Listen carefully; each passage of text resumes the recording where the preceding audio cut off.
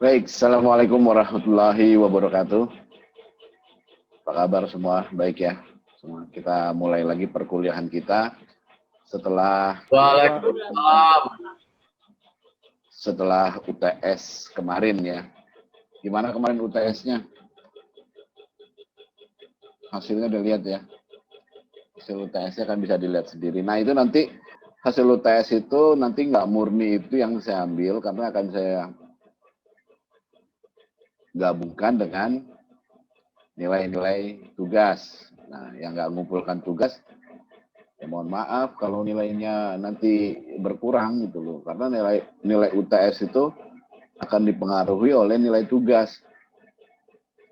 Bisa bertambah kalau menyerahkan tugas dan tugasnya benar. Dan nilai UTS yang kemarin itu bisa berkurang kalau tidak membuat tugas atau nilai tugasnya buruk. Nah, jadi yang belum mengumpulkan tugas, saya masih berikan kesempatan untuk mengumpulkan tugas, dan yang belum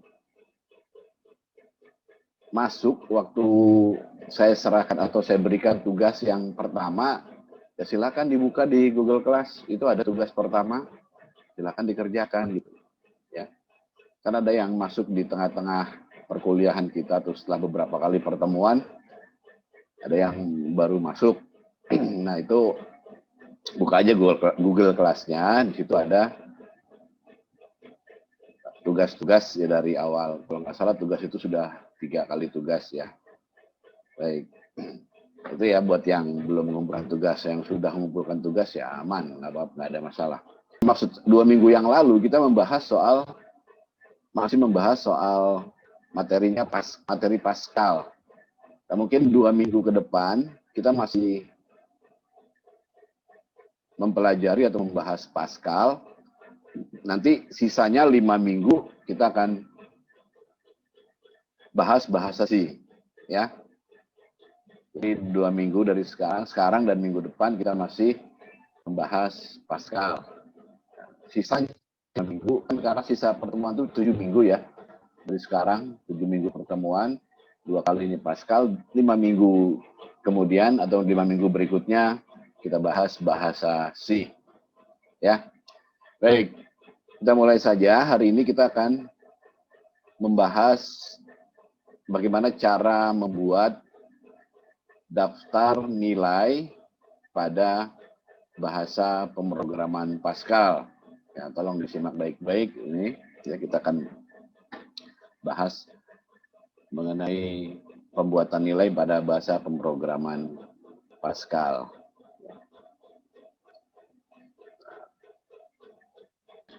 Untuk membuat daftar nilai pada pemrograman Pascal,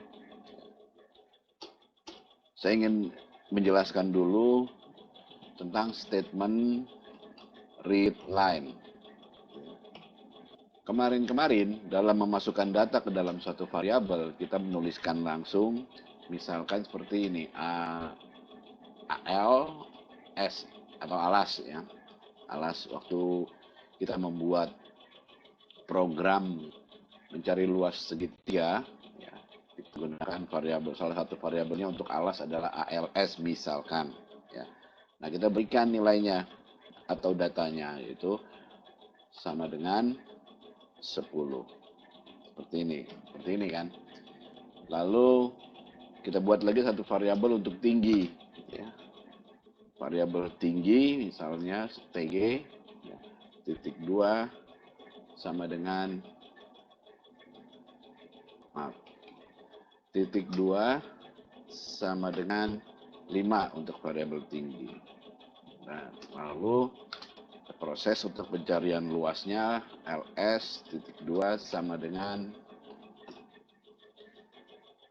ALS atau alas dikalikan dengan tinggi dibagi 2. Nah, seperti ini ya.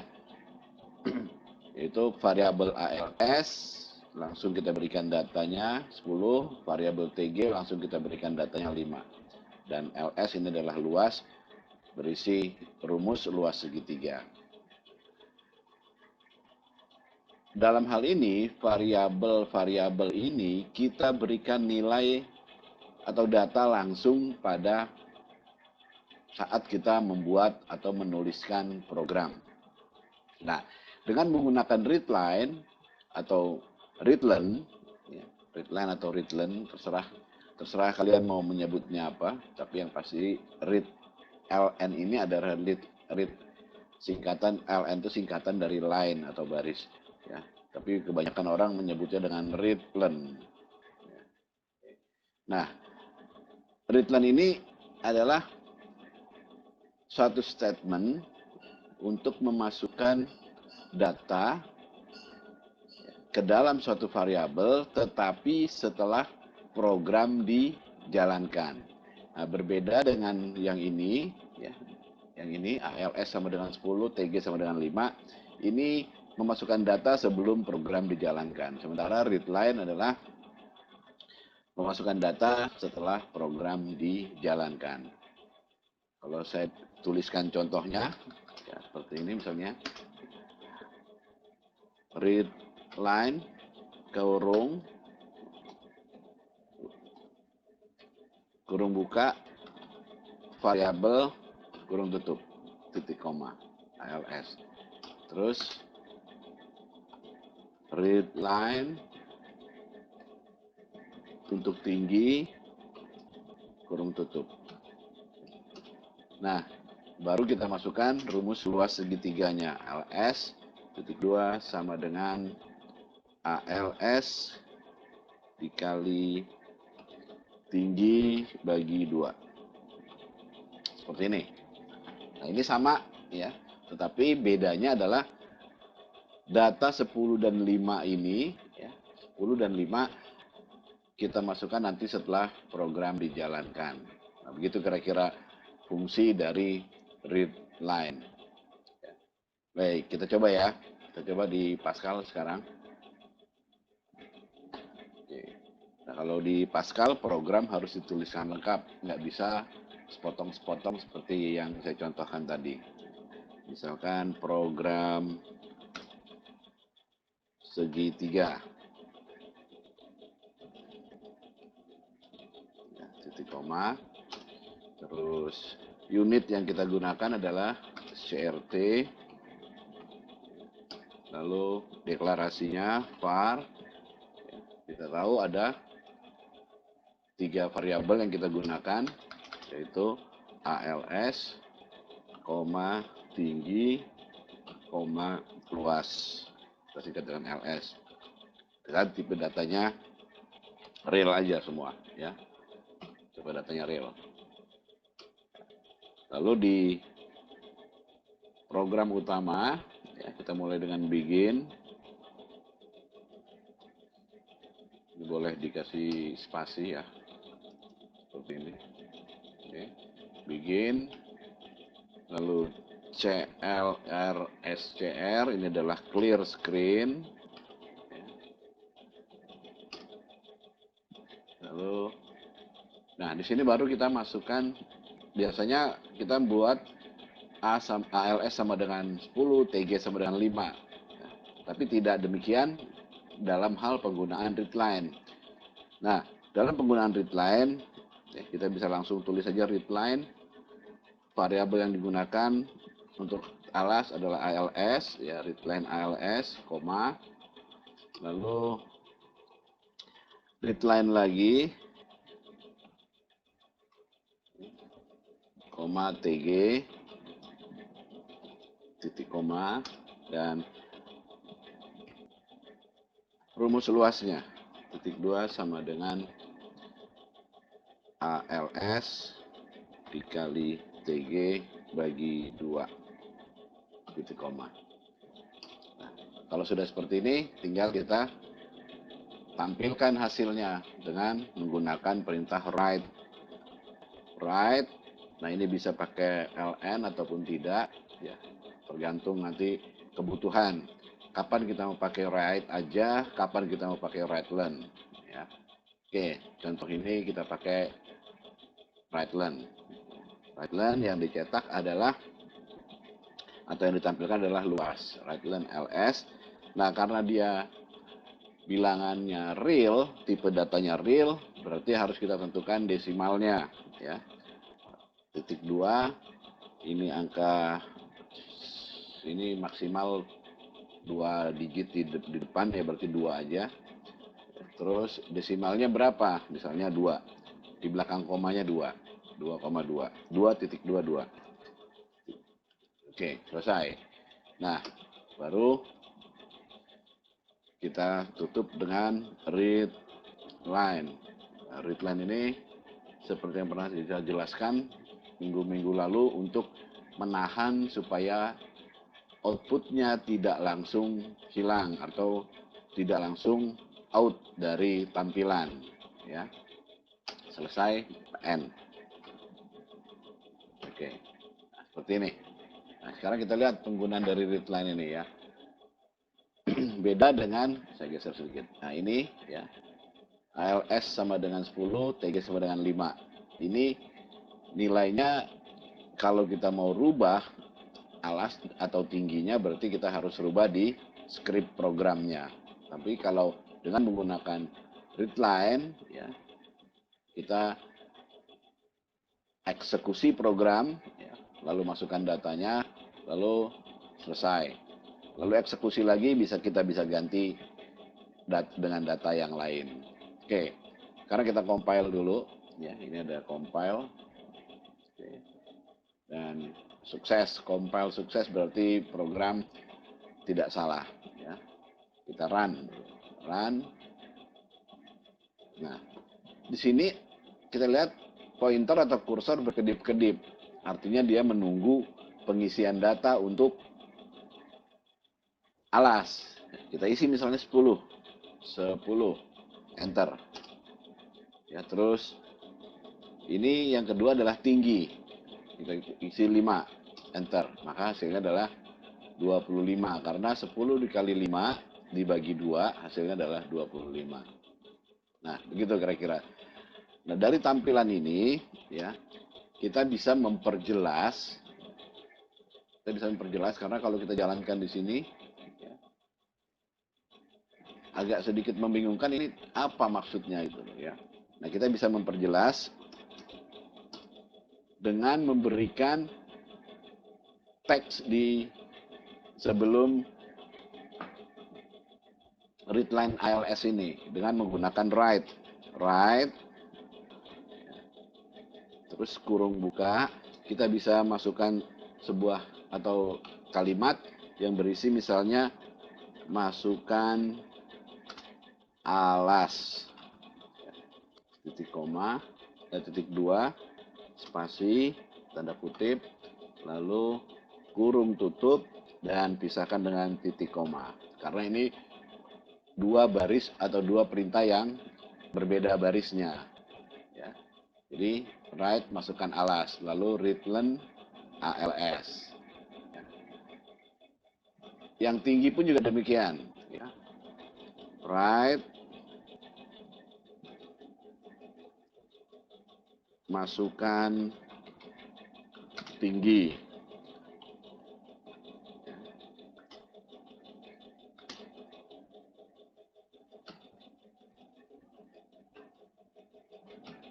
Seperti ini, ya.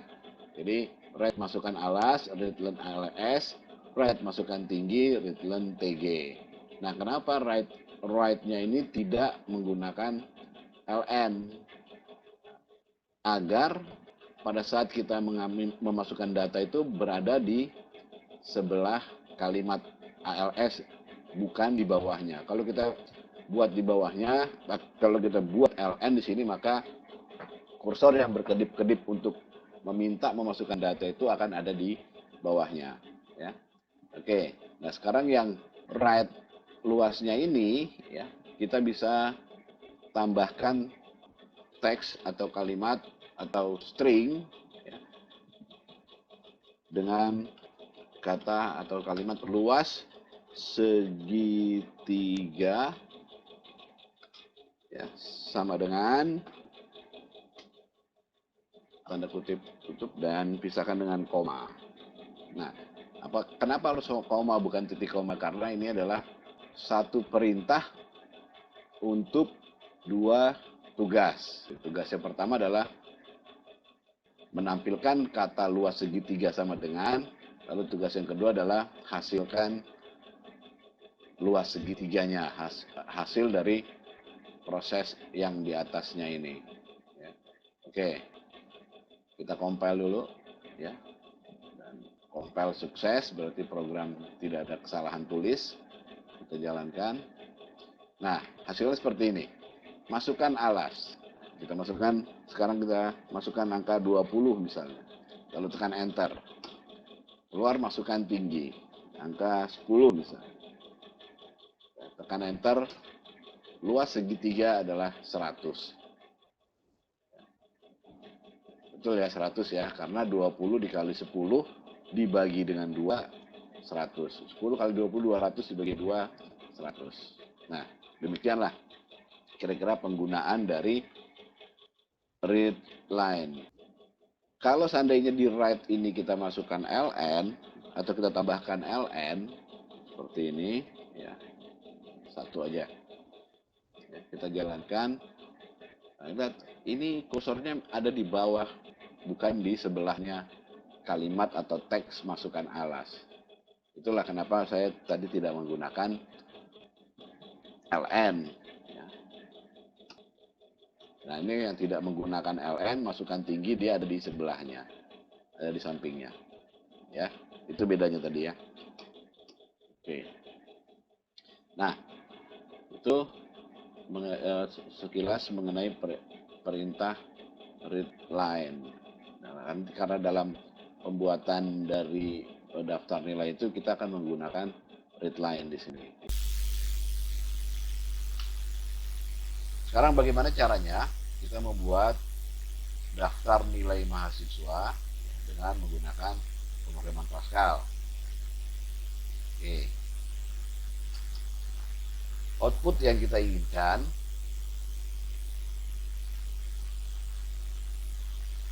ada npm,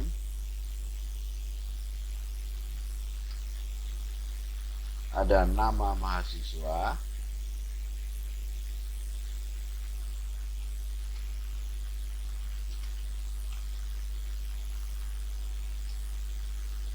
ada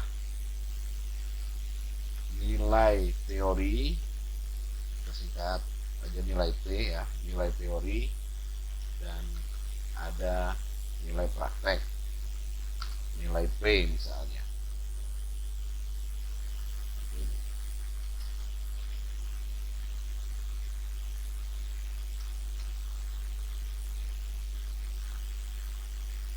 NPM, nama mahasiswa, nilai teori dan nilai praktek, ini kita input datanya menggunakan readline.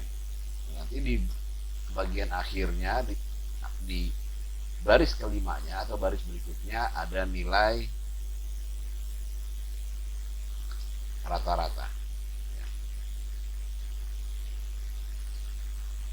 Dimana nilai rata-rata itu didapat dari nilai praktek ditambah nilai teori dibagi 2. Itu adalah nilai rata-rata. Ya. Ini outputnya seperti ini. Terus bagaimana caranya kita membuat programnya? Ya. Langsung saja kita coba di aplikasi Pascalnya. Ini kita hapus saja ya.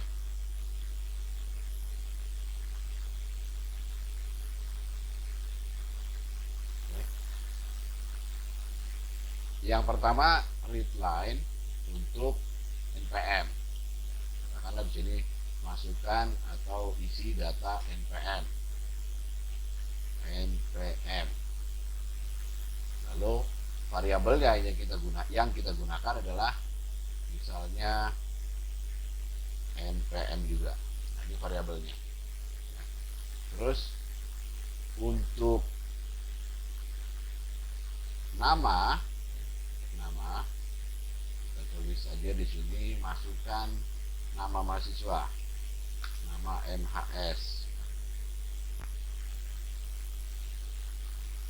Ini bisa disejajarkan supaya hasilnya nanti bagus ya. Oh ya, maaf, ini dihilangkan dulu line-nya, line-nya. Oke, kita sejajarkan supaya kelihatannya bagus. Lalu untuk nama mahasiswa, read line variabelnya nm. Huruf besar atau huruf kecil nggak jadi masalah, tapi supaya seragam kita pakai aja huruf besar semua, walaupun tidak ada masalah. Oke, ini untuk NPM dan nama mahasiswa. Terus nilai teori dan nilai praktek. Ya, nilai teori dan nilai praktek sama ini.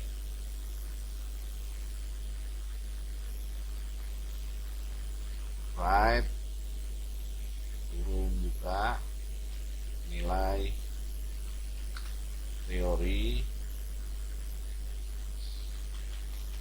jajarkan aja.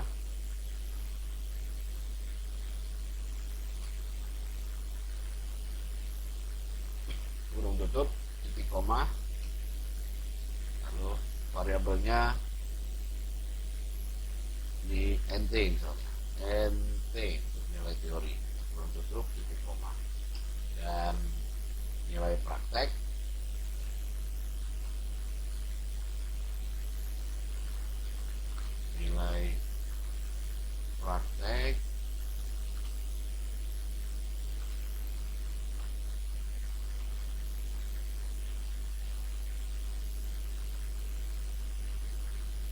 variabel yang kita gunakan adalah NP.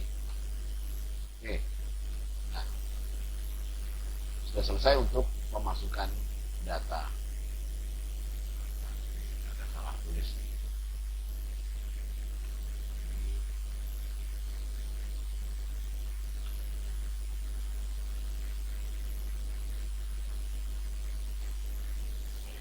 Nah, ini sudah selesai untuk pemasukan data. Kita lihat dulu sekarang variabel yang kita gunakan ada 4, yaitu NPM, NM, NT, dan NP. Nah, nomor pokok mahasiswa, nama mahasiswa, nilai teori, nilai praktek. Dan ada satu lagi variabel yang kita gunakan adalah untuk mencari nilai rata-rata.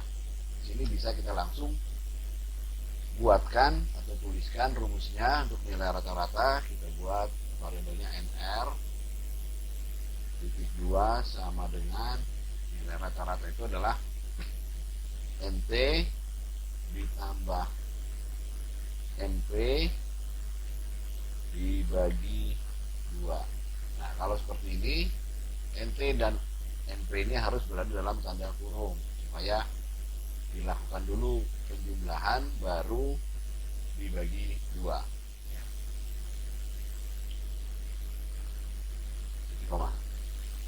Nah, sekarang perhatikan ada 5 variabel yang kita gunakan, yaitu NPM, NM, nama, NT, nilai teori, NP, nilai praktek, dan NR, nilai rata-rata. Yang semuanya harus kita deklarasikan. Oke. Ada perbedaan tipe data di sini untuk NPM dan nama mahasiswa. NPM dan nama mahasiswa bisa kita masukkan atau bisa kita gunakan tipe datanya real, tipe datanya string. Berarti kita tuliskan di sini NPM, NM, tipe datanya adalah string. Oke.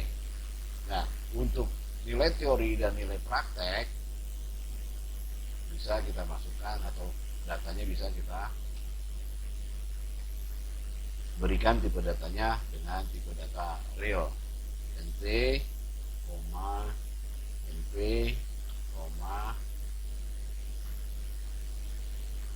nilai rata-rata NR titik 2, tipe datanya adalah real. Nah, sampai sini kita sudah bisa proses pemasukan datanya, tapi belum mencetak atau menghasilkan output. Sekarang kita buat scriptnya untuk menghasilkan output. Jadi kita bisa berikan remark atau keterangan, misalnya dengan memberikan tanda kurung kurawal, tulis saja output. Ini untuk dokumentasi kita bahwa yang atas ini adalah input. Ini boleh juga kita berikan keterangan input kurung kurawal. Oke. Jadi yang bagian atas ini input, yang bagian bawah adalah output. Nah, outputnya seperti apa? Kalau output tinggal kita write aja semua gitu. Pertama write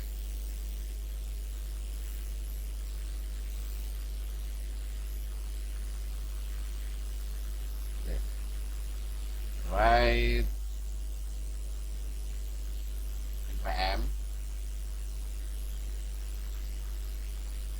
write line npm kurung buka itu npm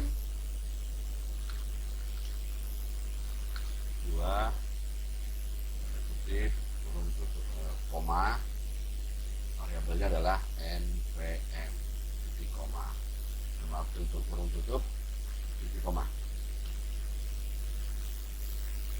Terus right line lagi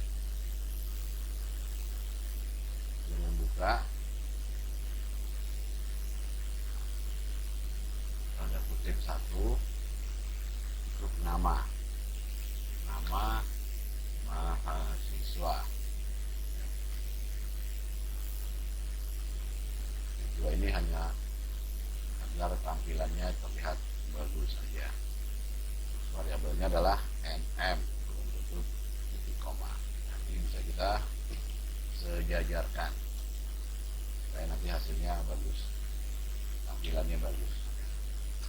Dan berikutnya adalah write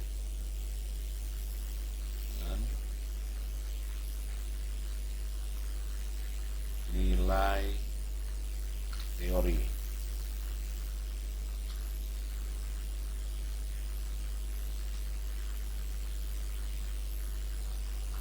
Variabelnya adalah nt titik koma. Kita sejajarkan lagi.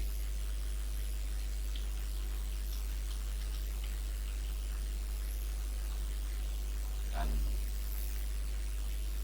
berikutnya adalah write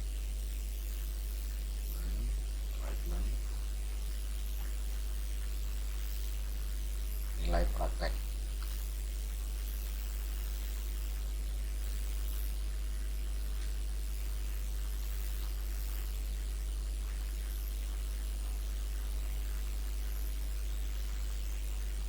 Praktek variabelnya adalah np.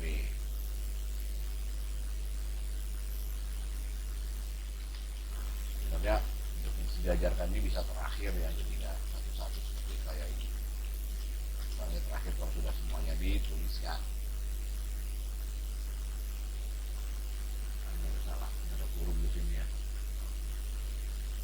Dan baru yang terakhir adalah write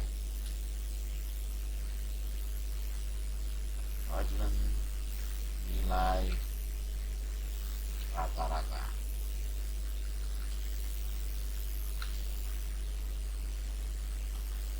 Variabelnya adalah nr.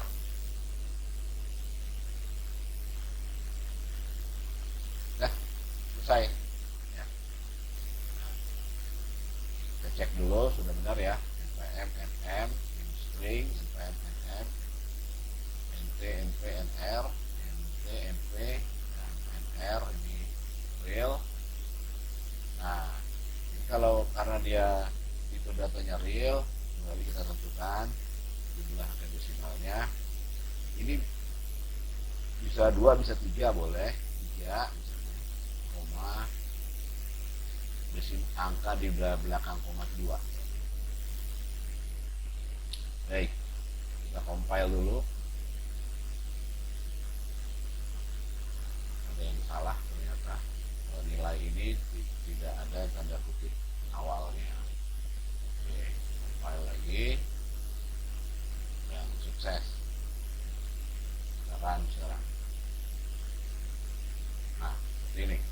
masukkan NPM, misalkan NPM-nya 104 20001, enter, namanya Adit ya, nilai teorinya 70, nilai prakteknya 80. Nah, 70 nilai teori, nilai praktek 80, berarti nilai rata-ratanya adalah 75 ya. 70 tambah 80, 150 dibagi 2, 75. Nah, nilai rata-ratanya pasti 75. Kita lihat. NPM 104, nama mahasiswa Aditya, nilai teori. Nah, ini tadi harusnya kita kasih pembatasan ya di desimalnya ya. Nilai teorinya 70, nilai praktek 80, nilai rata-rata 75. Ya. Oke. Nah, perhatikan di sini tampilan ini kan nggak bagus gitu ya. Ini nanti untuk nilai teori dan praktek ini kita batasi angka desimalnya supaya sama seperti nilai rata-rata. Dan untuk inputnya ini, masukkan NPM ini, seharusnya dia sudah hilang ketika sudah menampilkan output. Ini sudah hilang. Gimana caranya? Baik. Ini nilai teorinya dulu kita batasi dulu. Misalnya dengan sama dengan nilai rata-rata 3, 2. Nilai praktek juga begitu. 3, 2. Oke. Nah, tadi waktu kita running programnya, tampilan ini masih ada. Nah, seharusnya tampilan inputnya sudah tidak ada begitu kita running program itu, kita selesai menginput data. Berarti sebelum proses output, di sini kita bisa berikan perintah clr scr. Agar apa? Agar nanti outputnya ini, tampilan output ini hilang. Kita compile dulu. Oke, sukses. Sekarang nama NPM 104 20 114 misalnya. Namanya Mei. Nilainya 80 dan 79 misalnya. Ya. Kita lihat tampilan outputnya. Nah, ini. Jadi input datanya tadi sudah hilang, diganti dengan output. PM sekian, nama sekian, nilai teori 80, nilai praktek 79, maka nilai rata-ratanya 79,50. Ya. Nah, ini bisa kita, tampilan ini bisa kita perbaiki ini kan nggak terlalu bagus ya, karena ada yang sedikit keluar. Ini bisa kita perbaiki dengan caranya, nanti tinggal kita tarik aja ya. Karena ini yang tadi keluar, tinggal tarik.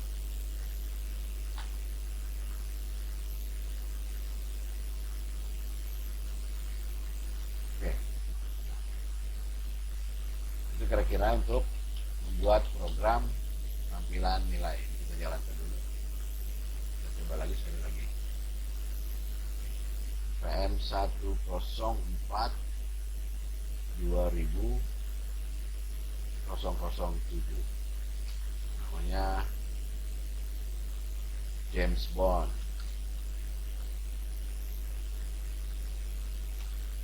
Nilai teorinya 55, nilai prakteknya 60. Ya, ini ya, lebih tampilannya lebih bagus. PM sekian, namanya James Bond, nilai teorinya 55, nilai praktek 60, dan nilai rata-ratanya 57,50. Sekarang kita akan menampilkan output sesuai dengan posisi yang kita inginkan. Itu kita akan mengenal sebuah statement lagi yang disebut dengan go to xy. Apa ini go to xi? Go to xi adalah untuk menentukan posisi hasil dari output sesuai dengan yang kita inginkan. Bentuk umum penulisannya adalah go to XY kurung terus lalu tentukan kolom, tentukan baris kurung tutup. Nah, kalau saya tuliskan seperti ini misalnya right,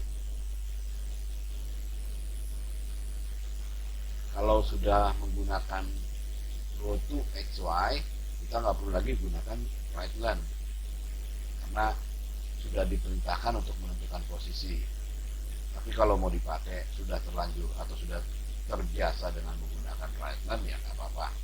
Kalau tidak digunakan right len-nya juga bisa hanya right aja misalnya.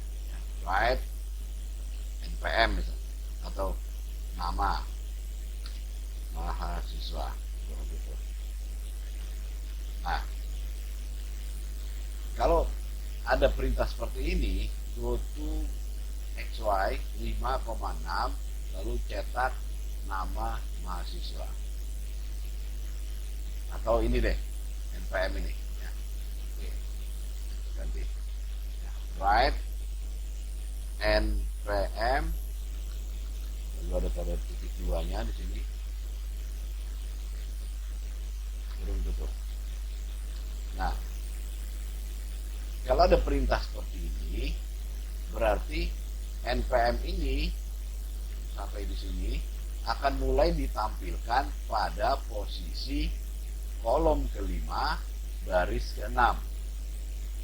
Ya, kolom kelima baris ke-6. Saya ulangi lagi. NPM ini akan ditampilkan di monitor atau di layar dari posisi kolom kelima baris ke-6. Nah, ini maksudnya begini. Sekarang harus dipahami dulu ya. Kalau di dalam layar monitor komputer ataupun laptop, lebar dari kiri ke kanan layar itu adalah 80 karakter. 80 karakter. Sementara untuk barisnya itu ada 24 baris.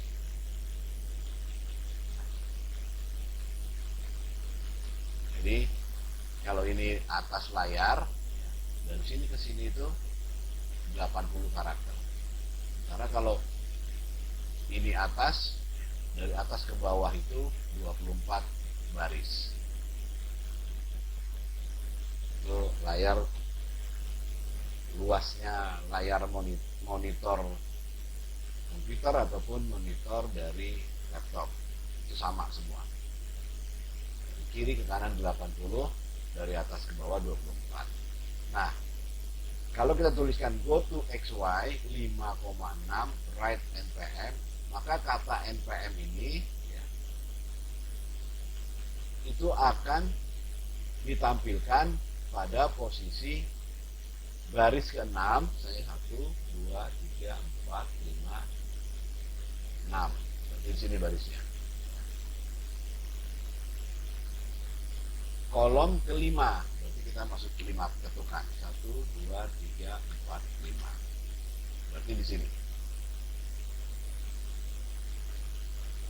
Nah, di sini. Nah, ini dari kiri ke kanan itu 5 kolom, dari atas ke bawah itu 6. Paham ya?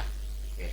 Baik, sekarang kita coba di Pascal ya, untuk penggunaan dari go to XY. Nah, ini kita lihat right len NPM ini ya, kita berikan di awalnya adalah go to XY kurung buka 5,6.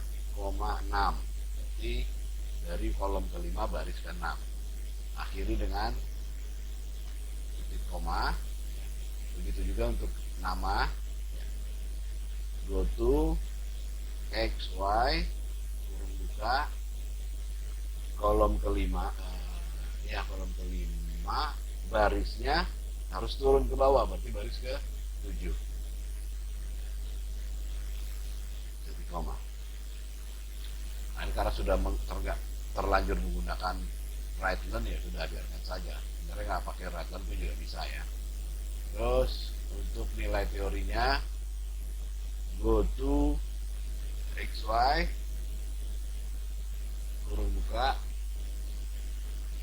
kolom kelima, baris ke berikutnya adalah baris ke-8.